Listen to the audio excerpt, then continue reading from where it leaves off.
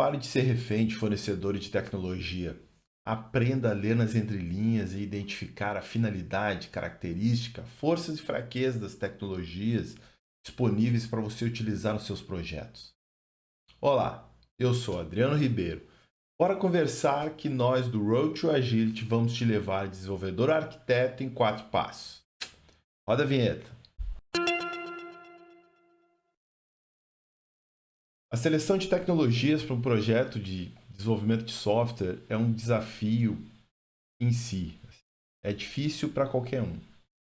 E quando somos desenvolvedores com pouca bagagem, ou até mesmo um desenvolvedor já com uma certa experiência que atuou em diversos projetos, às vezes até no papel de arquiteto, sempre surge um friozinho, um receio de que aquela atualização, aquilo que eu vou produzir, pô, será que vai dar certo?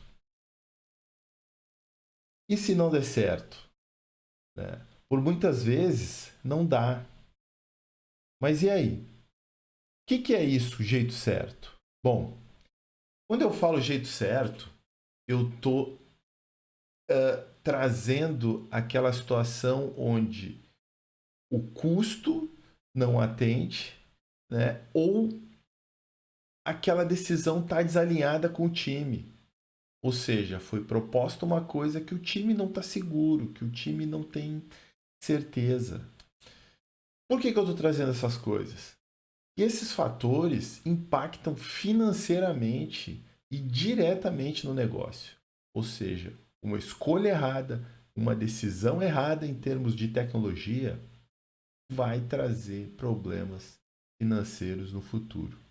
Ok? Bom, outros fatores que vão impactar também é a forma de se fazer a escolha. Por exemplo, tem casos que ela é meio forçada, ou seja, é tomada em cima do gosto pessoal. Ou seja, alguém decide que determinada coisa vai ser utilizada e ela passa a ser utilizada. E isso também vai gerar um impacto grande, né, no seu time e no desenvolvimento. Principalmente se isso não tiver um bom embasamento técnico. Outra possibilidade é o surgimento de uma oportunidade de negócio, ou seja, aquela situação que uma nova tecnologia tem que ser usada, ou seja, determinada tecnologia tem que ser usada, o time pode não estar pronto, mas, enfim, é uma oportunidade de negócio. E aí? E o pior dos casos, assim, claro, fora os que eu já citei, que impactam financeiramente, é a obsolescência tecnológica.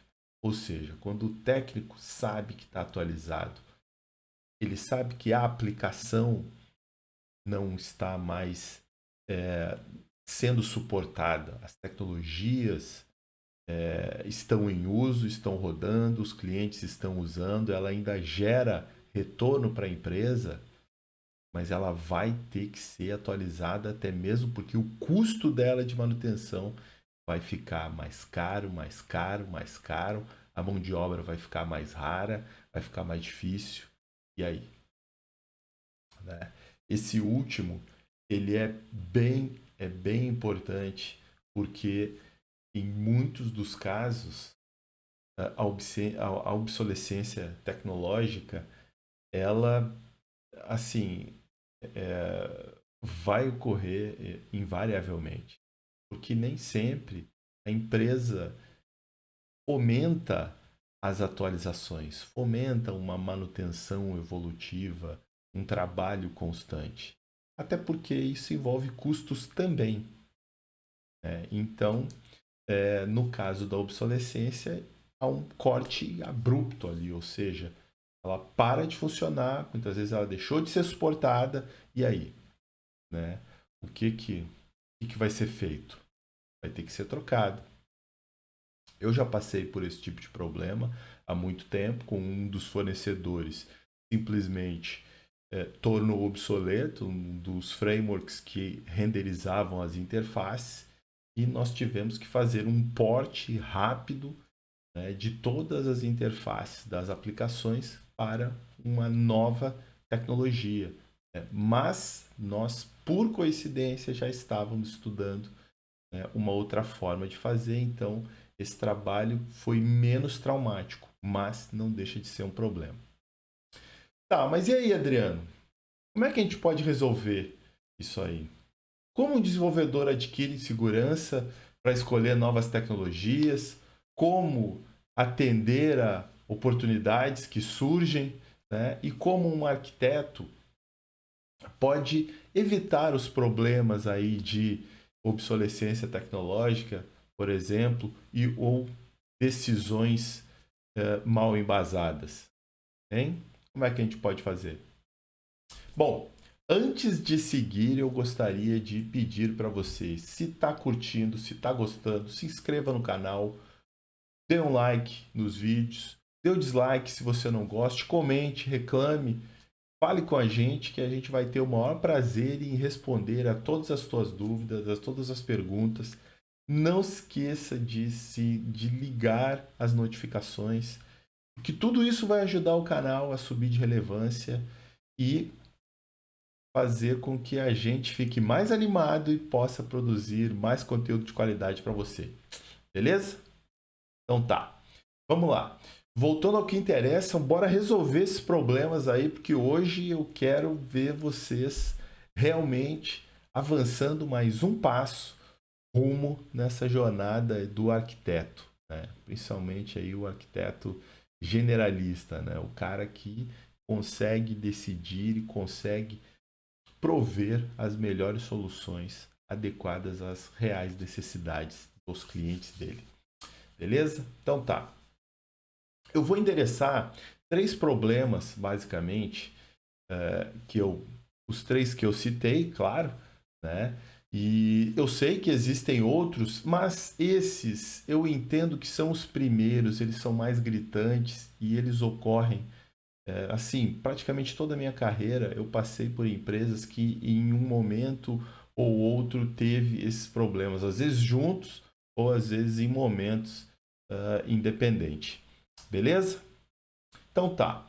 Vamos começar do princípio, principalmente porque muitas empresas são pequenas, às vezes não tem o papel do arquiteto, às vezes é um desenvolvedor, às vezes o desenvolvedor era um funcionário que curtia tecnologia e ele começou a desenvolver algumas planilhas mais avançadas, escrever uns scripts, aprender algumas tecnologias e daqui a pouco ele está desenvolvendo os aplicativos que aquela empresa está utilizando e evolui dentro dessa nova carreira que ele descobriu, né? E que realmente às vezes é assim que nasce, né, um novo profissional de tecnologia, né? É mais ou menos daí. Ou seja, ele atua numa área, né? Essa área tem uma necessidade, ele atende essa necessidade e daí ele segue, né, cada vez se desenvolvendo mais dentro das possibilidades que vão se apresentando. E esse cara, então, considerando que aí o cara tá chegando, né? Como é que ele é, consegue adquirir novas habilidades, se orientar e não depender pura e simplesmente de um estudo aleatório de tecnologia para entregar valor. Então vamos lá. Toda aplicação ela envolve diversas tecnologias. Se o profissional é novo, de forma geral, ele vai pegar uma estrutura pronta. Ou alguém que ele vai ver o suporte pela internet, ou seja, ele vai baixar esse template a partir da internet, de algum site de referência, de alguma plataforma de referência, às vezes até na tecnologia que ele está utilizando, ou ele pode estar inserido num time, né, onde outras pessoas vão tomar essas decisões por ele. Ou seja, ele já vai pegar os pacotes mais ou menos prontos e basicamente ele vai utilizar, ele vai seguir o bonde como muitos dizem por aí. Então tá. Considerando isso, como é que o cara vai aprender se ele está pegando algo pronto ou se ele está seguindo algo que já foi definido? Essa é a vantagem. Esse é o primeiro passo para você começar a se desenvolver em termos de arquitetura.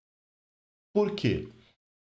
Quando você pega algo pronto, você já, digamos, é aliviado do peso da tomada da decisão. Você adquire a possibilidade de avaliar algo que já foi desenvolvido ou que já foi delineado, que já foi previamente definido. Tá, mas e aí? Como é que eu faço então? Eu já peguei o negócio pronto, eu vou usar e eu vou lidar com os problemas e tal. Sim, claro, você vai ter que lidar com as decisões que outros tomaram. Mas mais importante, você vai buscar entender as decisões que eles tomaram. E como é que você vai entender essas decisões? Primeiramente, avaliando as tecnologias. Ou seja, todo software ele tem camadas. Essas camadas lógicas você vai anotar. Lembra do primeiro passo que a gente falou na semana passada? Se não lembra, volta lá, vê os vídeos, dá uma olhadinha naquilo. Ou seja, você tem camadas lógicas na sua arquitetura. E essas camadas lógicas a gente vai pegar e vai organizar em mapas. Ou seja, a gente vai pegar e vai criar mapas de tecnologia, das tecnologias que compõem essa solução, ou que você baixou, ou que você está trabalhando atualmente. Tá, mas o que são esses mapas, Adriano? Esses mapas, eles serão compostos por tabelas. Tabelas de quê? Tabelas de características, né? Seja definidas por você, seja pelo time de negócio, por alguém que você conheça, pelo seu colega de trabalho, assim, não importa. O relevante é que você tenha alguns parâmetros para te guiar na classificação dessas tecnologias. Por que que eu estou falando em termos gerais assim de tecnologias? Porque se eu for falar especificamente de banco, de framework de apresentação, de negócio, de plataforma como .NET, Java, Python, bancos como Mongo, como SQL Server, como Oracle, isso não é relevante. A gente não está nesse nível ainda. Não importa para a gente o nome da tecnologia, mas sim todo o contexto no que ela está inserida. Então vamos lá. A gente já sabe o básico, ou seja, a gente precisa criar uma tabela. Essa tabela vai ter colunas. Essas colunas estarão relacionadas a camadas lógicas da aplicação. E essas camadas lógicas, elas terão outras características. Tá? E aí, como é que a gente define características iniciais? Bom, aí vem, né? Claro que não é uma ciência exata, ou seja, assim, eu defino de um jeito, você pode definir de outro. Mas, em linhas gerais, algumas coisas que eu olho sempre que eu vou montar as minhas tabelas são características apresentadas pelo fornecedor. Isso você pode pegar no site dele mesmo, o site do produto que você está avaliando, do banco, do framework de interface, enfim. Aí você pode olhar ali, é simples, é fácil e é direto. Ele vai te dar essa listagem de funcionalidades. Por que é importante você? Porque muitas vezes o framework ou a tecnologia sai do contexto, sai do escopo para o qual previamente ela foi criada, as pessoas começam a utilizar de outras maneiras. Mas é importante que a gente comece pelo que ela foi criada, pelo objetivo principal dela. Porque isso vai facilitar com que a gente possa conversar e possa trocar opiniões com outros profissionais. Se você já começar direto pelo caso fora da curva, ou seja, o Elasticsearch, inicialmente ele não era como uma base primária de informações, mas hoje muitos já utilizam, os NoSQL também. Dependendo da arquitetura que você utiliza, você ganha mais flexibilidade para usar uma tecnologia ou outra. Mas você só vai saber dessas flexibilidades se você tiver tabelas mapeando facilmente essas características para você. Beleza? Então vamos lá. As características listadas pelo fornecedor, os casos de uso, as dependências, os recursos que ela, digamos, as funcionalidades que ela provê, não características, eu digo funcionalidades mesmo. Por exemplo, característica, ela é flexível, ela entrega dados em tempo real, ela renderiza ou se integra com interfaces HTML, ela roda em mobile, isso seriam características. Agora, recursos, funcionalidades. Por exemplo, ela possibilita que a gente realize queries SQL em SQL Server, ou do Mongo, ou no Elasticsearch. Poxa, você já fez uma consulta no Elasticsearch? Tão fácil que você vai ver o quanto que esse tipo de recurso pode ser interessante para você. E o outro é a completude. Completude é importante porque, antes de mais nada, vamos definir completude.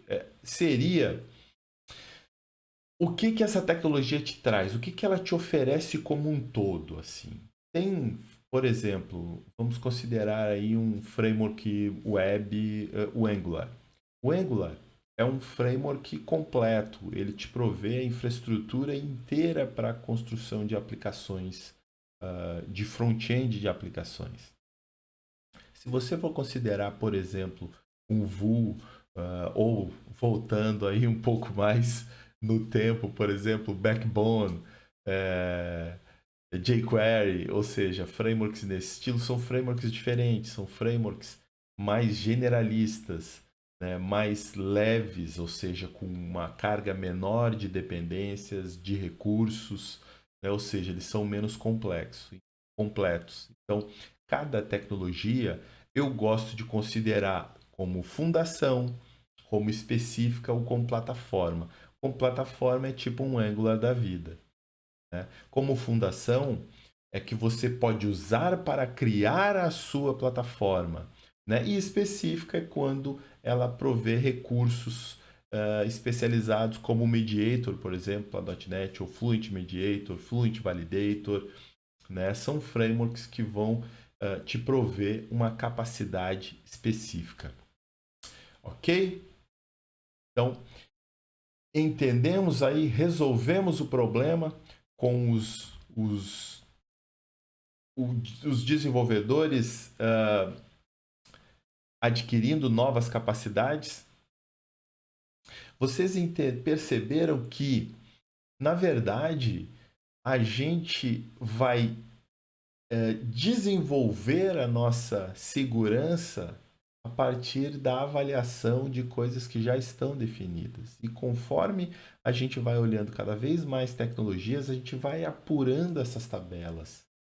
E conforme a gente apura essas tabelas, a gente já consegue, antes de testar, antes de integrar, antes de fazer qualquer coisa, a gente já saber se ela está mais ou menos aderente ao que a gente precisa, se ele provê os recursos que a gente precisa, né? Porque como eu alinhei com o negócio, como eu alinhei com o meu projeto, com camada, eu consigo saber, poxa, às vezes surgiu um framework de plataforma web, mas eu só preciso de um modelo de interação, eu só preciso de um gráfico, preciso de uma tabela, enfim, né? Então é importante que eu componha os frameworks de acordo com a sua completude dentro do meu desenho arquitetural, né?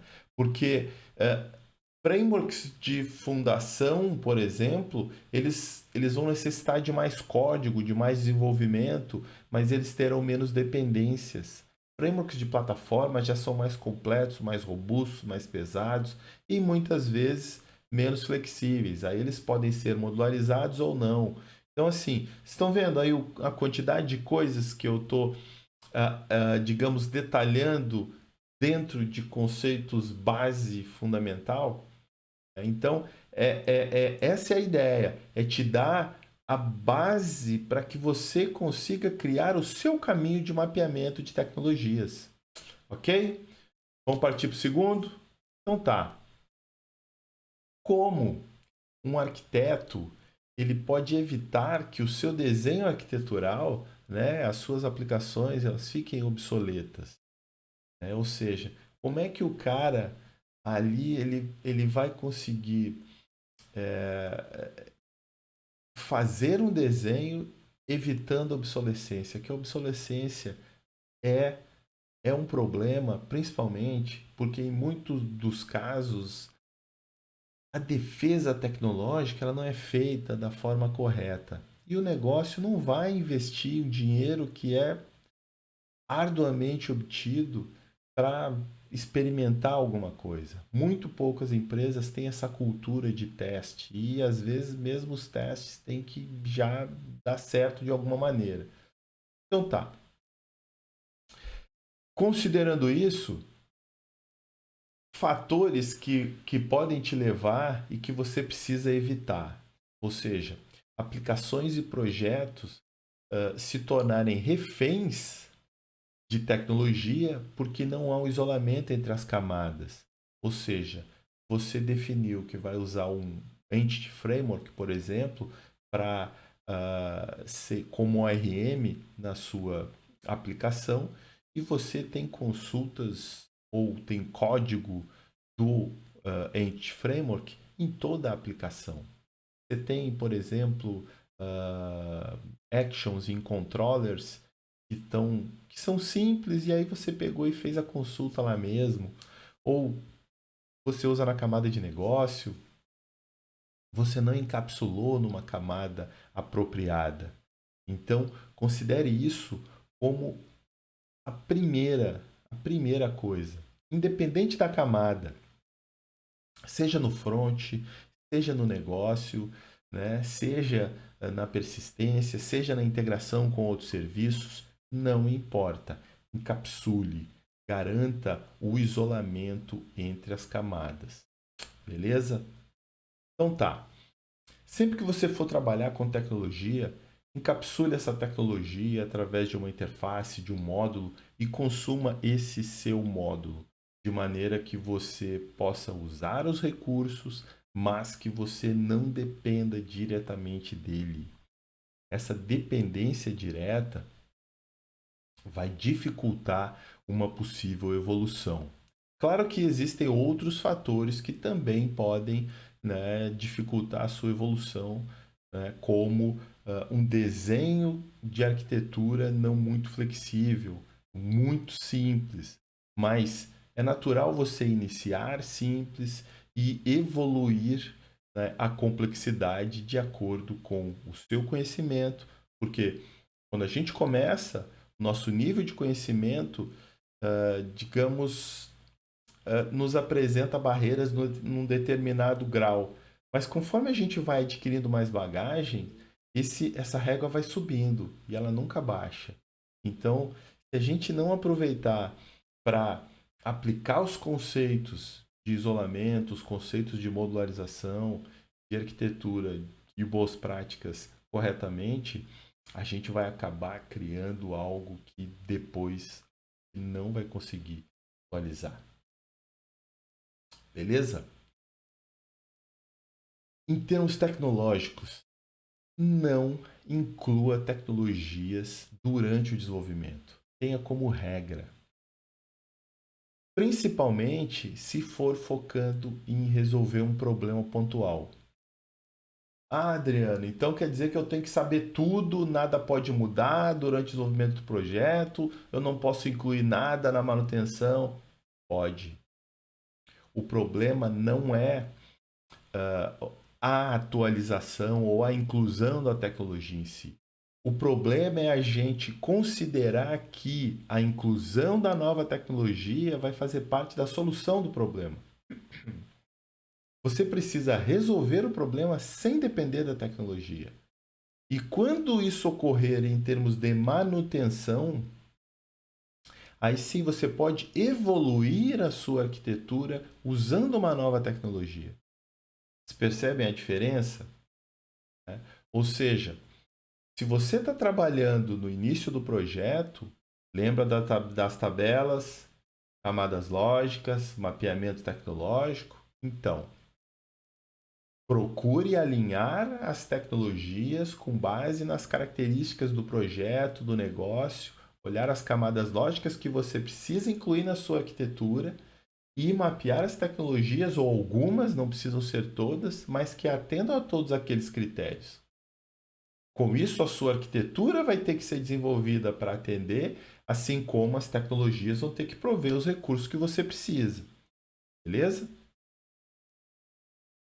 Faltando algo, conforme o projeto evolui, se faltar alguma coisa, é importante avaliar. Está faltando porque a arquitetura não atende ou está faltando, por exemplo, porque é realmente uma nova funcionalidade ou um novo módulo aí que eu preciso atender. Então, esse módulo você tem que conseguir atender primeiramente em termos arquiteturais, ou seja, a sua arquitetura precisa atender aquele novo conceito. Volta lá na tabelinha, vê se aquela camada lógica existe, vê se tem alguma tecnologia mapeada para ela. Se não tiver, ou se a camada não existir, então vamos criar a camada, a tabelinha, vamos mapear as tecnologias e aí voltar para resolver o problema. Sempre, sempre olhando para a tabelinha de requisito. Beleza?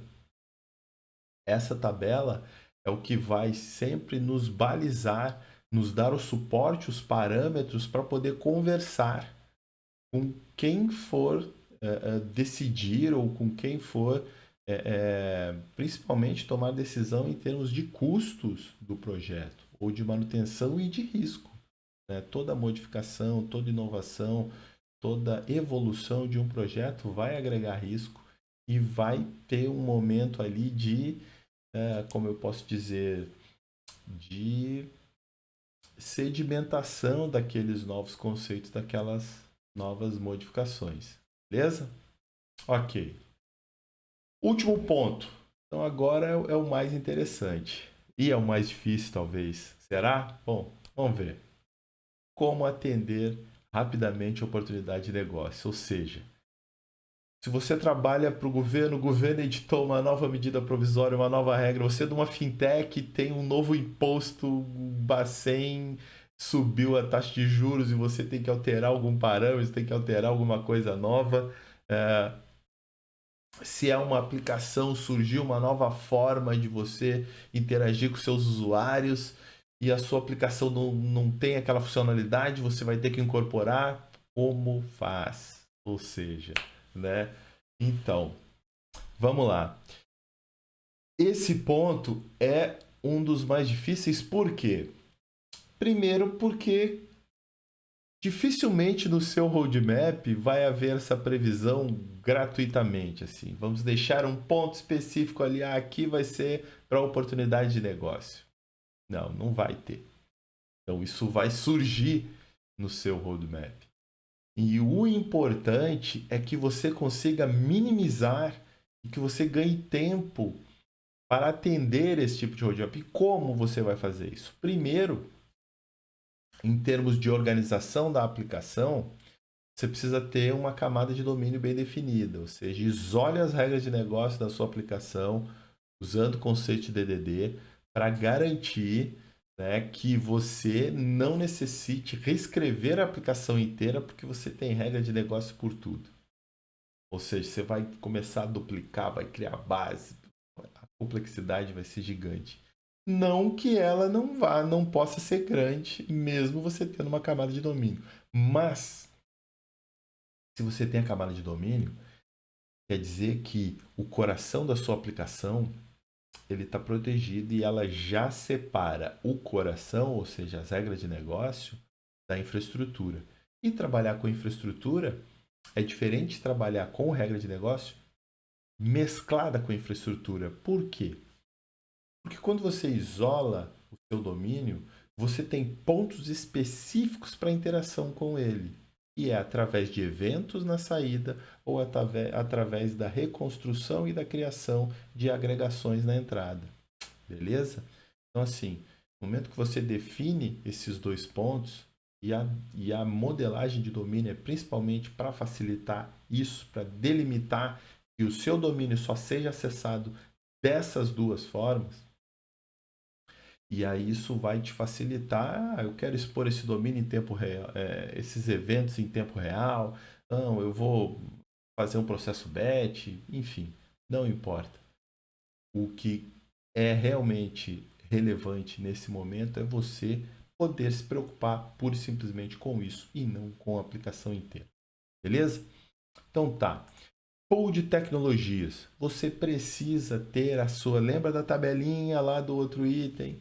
Então, aquela tabelinha ela precisa estar viva, ela precisa estar sempre sendo atualizada, sendo mantida com o olho no mercado e com o olho no negócio. Lembra que eu falei do alinhamento com o negócio?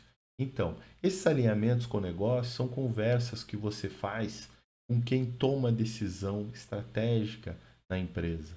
Aí você precisa ver quem é que normalmente propõe, faz as propostas de inovação ou toma decisões em termos de direção de negócio.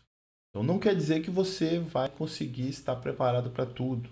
Não, isso é difícil. Mas você já consegue sentir o ambiente e ver a tendência que a empresa está indo.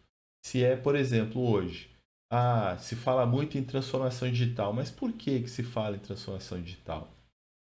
O problema é que muitas empresas, ou se não for da sua totalidade, mesmo que se utilizassem de web services, de arquitetura SOA, de serviços coordenados em camadas de processo, de negócio, de entidade e tal, mas os dados não eram disponibilizados na base de destino que eles seriam necessários na hora que eles eram necessários. O dado era sempre acessado conforme a demanda, assim, conforme a solicitação, ou seja, eram APIs a integração não era dado. Hoje, a integração que está sendo demandada é a de dado. Só que para você integrar dado, você precisa integrar uma série de outras coisas. Né? Não é só o dado precisa vir com um contexto, com o padrão, com o formato, com uma semântica, senão você não vai saber usar. Então, alinhe com o seu negócio, tente estar o mais próximo da tomada de decisão estratégica para que você possa definir tanto para que direção vai a sua tabelinha de tecnologias, como o desenho arquitetural das aplicações em si. Beleza? E o último é sempre manter atualizado a lista de camadas lógicas da sua arquitetura, ou seja, a sua arquitetura ela precisa ter muito bem definidas essas camadas lógicas, porque é nessas camadas que você vai fazer as modificações para dar longevidade na sua arquitetura e na sua aplicação.